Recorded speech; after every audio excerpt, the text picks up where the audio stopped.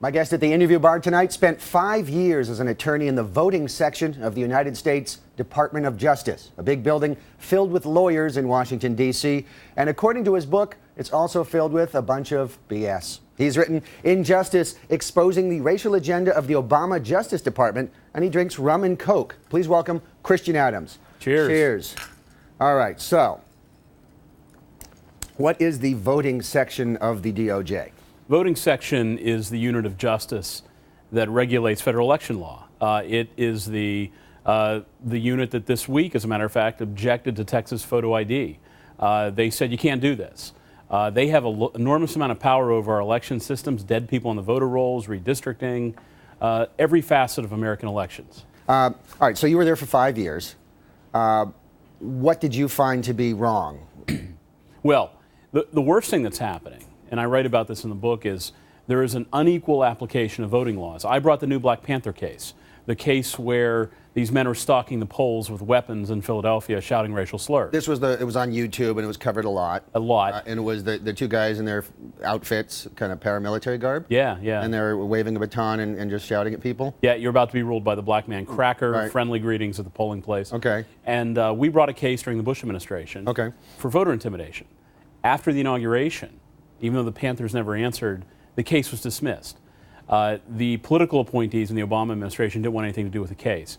It's just one example of many of sort of this corrupted racial view driving Justice Department policy. How did you react to that? Well, obviously we were very upset. I mean, the law is meant to treat everybody equally. You're supposed to be equal in the eyes of the law. It doesn't matter if you're black or white, if you're a white or black wrongdoer or a white or black victim. It shouldn't matter, but unfortunately in this Justice Department it does.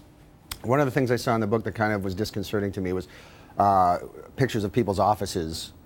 And these are people tasked in the voting section with overseeing elections, and they had Obama posters on the wall, which to me was a little weird. I mean, I expect people will have their biases and things like that, but to kind of blatantly advertise it, a little strange. Oh, it's worse than strange. I mean, these are the people regulating elections this coming year, and they have giant Obama posters hanging on their walls after they were told to take them down, after they were told this breaks the law.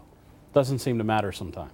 Do you think this is a deliberate attempt on behalf of, I guess, Attorney General Eric Holder to kind of maybe stack the deck in his favor, or do you think he has an agenda, I guess? Well, there's no question about that. I mean, you could look at other things I write about in the book besides the Black Panthers. Ike Brown was one of those? Yeah. Tell me about Ike Brown. Ike Brown is this guy in Mississippi who was engaged in blatant voter fraud, canceling valid ballots, cranking illegal ballots through the voting machine. It was all racially motivated.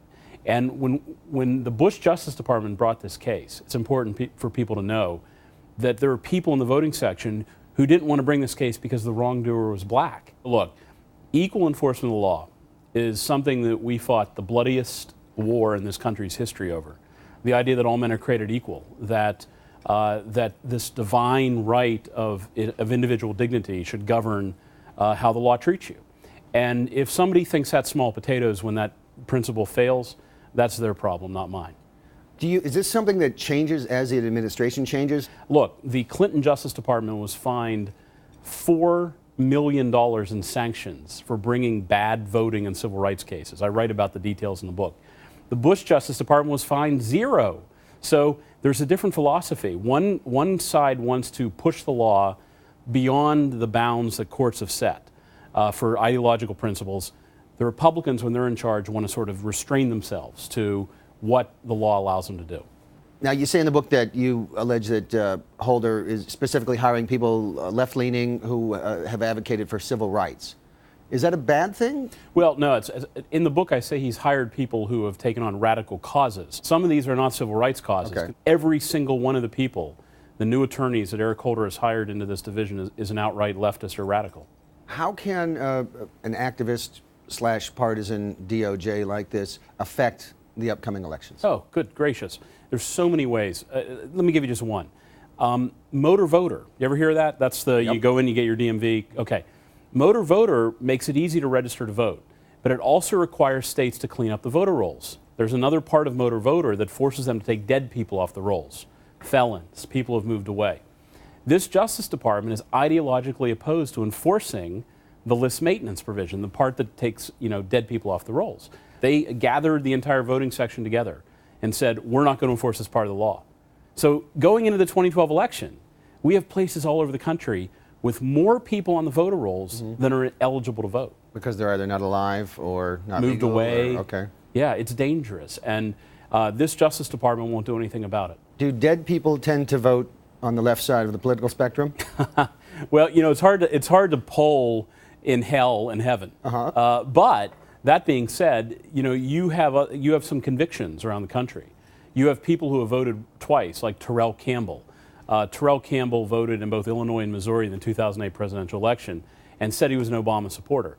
I don't know if more people who break the law are Democrat versus Republican, but you certainly see when the Democrats are most interested in preventing election integrity measures, it does give you some pause as to who's really behind it. We fix this how? Just by putting in a new attorney general who has a better appreciation for what you say is equal application of the law? That's a start, but we face a big, giant national tar pit on this. I mean, people are stuck in their ways. It's tough to get out of this mess. How you get out of it is going to take the work of citizens, local election officials who clean up their rolls, state officials who don't tolerate justice being overbearing like they just did to Texas this week with voter ID, and a new federal government. That's really the only way out. How many times do you plan on voting this November? At least once. Okay, good for you. Yeah. All right, that concludes this week's BS of A with your host, me.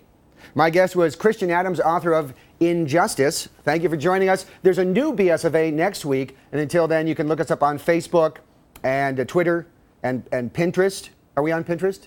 Nope, not on Pinterest. It's not Pinteresting. See you next week, and please continue to not touch things that are very hot. I'm Brian Sack. Good night.